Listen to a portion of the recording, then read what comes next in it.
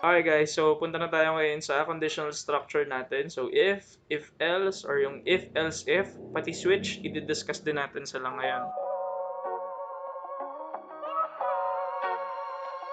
So ayun guys, after natin ng if else if structure tsaka multiple if the structure, ang sunod naman sa isa sa mga conditional structures sa programming ay yung switch statement. Again, bakit tayo meron tayong if, meron tayong switch? So magkaiba sila actually kung paano sila gumagana. And choice nyo naman kung kailan siya gagamitin. So later on this video, sabihin ko kung ano yung personal na tingin ko kailan gagamitin yung switch tsaka kailan gagamitin yung if. Example natin, makikita nyo, meron tayo dito structure. So sa switch kasi, meron tayong sinuswitch. Tapos, yung under or yung nasa loob ng function na to ay variable. So, kung ano yung laman ng variable na yun, yun yung mga tinatawag natin na cases. So, sa loob ng isang switch structure, lagi niyong tatandaan, meron siya palaging default. So, kung yung if-else natin, meron tayong else, ito yung pinakakatumbas ng else niya, which is yung default. Tapos, ang isang pinakaiba rin ni switch kay if, una, tinatawag niya to as case. Then, kung ano yung value na gusto niyang ilagay. So, as of JDK 1.8, kung hindi ako nagkakamali, ang mga pwede niyong gamitin ay int, string, tsaka char. So, sa example natin, so pwede tayong gumamit ng int, pwede tayong gumamit ng char, or ng string. So, mamaya, ipakita natin. Another important part na dapat matandaan natin dito, bawat cases na ilalagay natin sa switch, nagtatapos siya sa colon. So, kailangan may colon yung bawat cases. And then yung value, yun nga, either ito ay int, char, or string. Tapos, isa sa pinaka-importante din kay switch ay yung break. Lahat naman kailangan ng break, di ba? Kahit ikaw kailangan mo ng break. So, ang sakali guys, so yung break, ang reason kung bakit tayo naglalagay nito sa switch, kasi para hindi siya tumuloy dun sa next case. So, for this example, kung makita nyo, meron tayong case value dito sa taas, tas case value dito. Pag nag-true or na-select yung case na yon, ang gagawin niyan, hanggang dito lang siya, hanggang ma-execute niya yung statement or statements na nasa under niya. So, mapapansin nyo, wala siyang curly braces, pero meron siya nung break. So, kung ilan man yung statement na nandyan, as long as hindi pa niya na-encounter yung break, dire-diretso lang yan. So, dito sa example natin, kung tatanggalin niyo yung break na to, tapos pumasok siya sa first case, dire-diretso lang yan hanggang dito sa case number 2.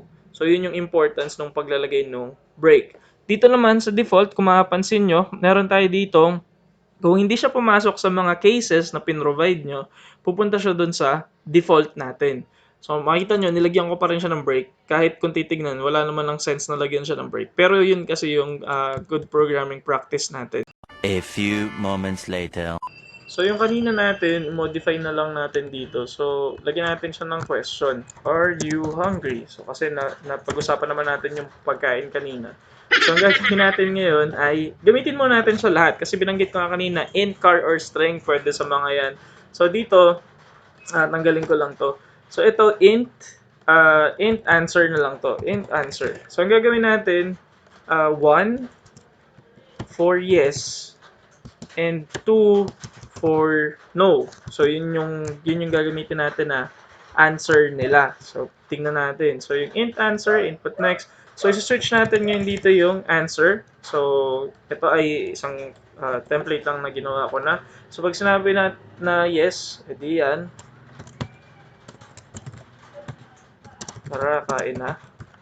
And then, kung ikaw naman ay sumagot ng 2, which is no, and then, okay, so, para din sa example natin, so meron tayong question, are you hungry? 1 is for yes, 2 is for no. So, magiging answer niya, so kukunin natin yung answer, then isi-switch natin yung answer kung tara kain na or buti ka pa, kung ikaw ay busog pa. And then, ang default natin is wrong code. So, kapag hindi siya 1, hindi rin siya 2, wrong code yun. So, baka Netflix and chill na lang yung gusto niyang gawin. So, try natin siyang i-run ngayon. So, ayan. Are you hungry? Try natin yung 1. Yes. So, tara, kain na. Sana may magsabi sa atin ito, no? And then, pag nag-answer naman kayo ng 2, siguro hindi naman kayo nagugutom nga. Edi, buti ka pa. Hindi ka nagugutom. And then, pagka naglagay yung user natin ng value na hindi naman pasok dun sa range natin, kagaya nitong 3, so yun, wrong code, sasabihin niya yan. So, Netflix and chill, yun na lang siguro. Oh no! More of Netflix and quarantine.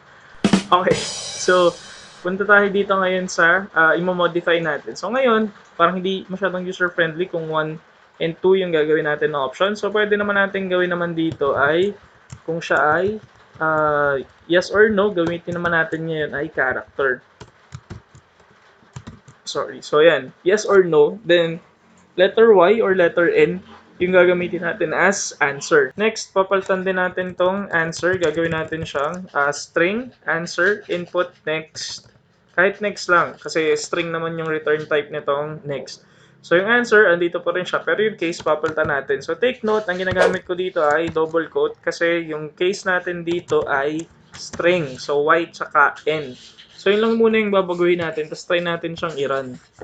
So far, binago natin siyang next, plus yung Y, tsaka yung N. So, yes or no. So, ang answer is yes. So, ganun pa rin yan. Pero, fast forward, kung ite-testing pa natin lahat, next is, paano kung maliit lang yung Y na sinagot niya? So, ito yung magiging answer dyan. Wrong code. Kahit Y. Kasi, ang nalagay natin kasing case ay specific na case Y na uppercase.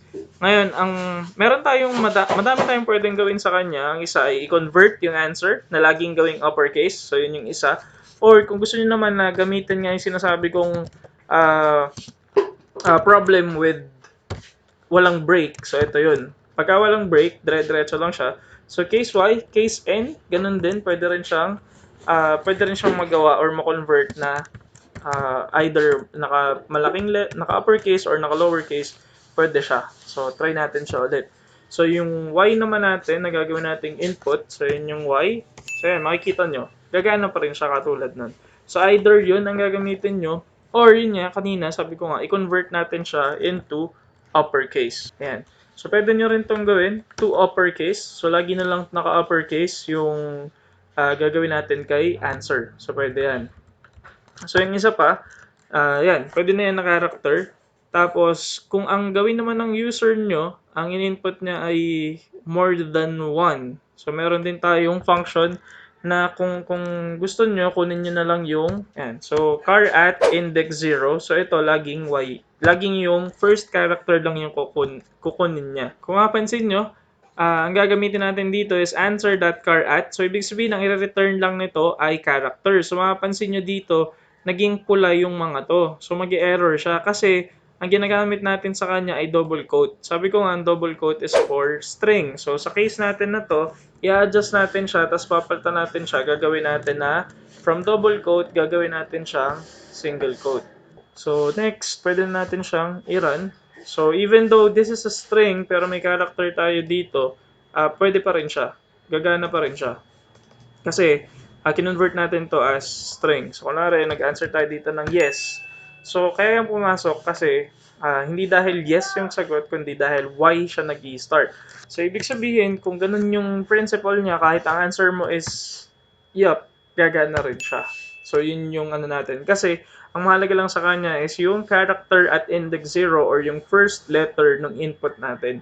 So, ganun gumagana yung char at na function. So, that ends our review para dun sa conditional structures. So, sana naintindihan niyo sila. So, eto, if versus switch.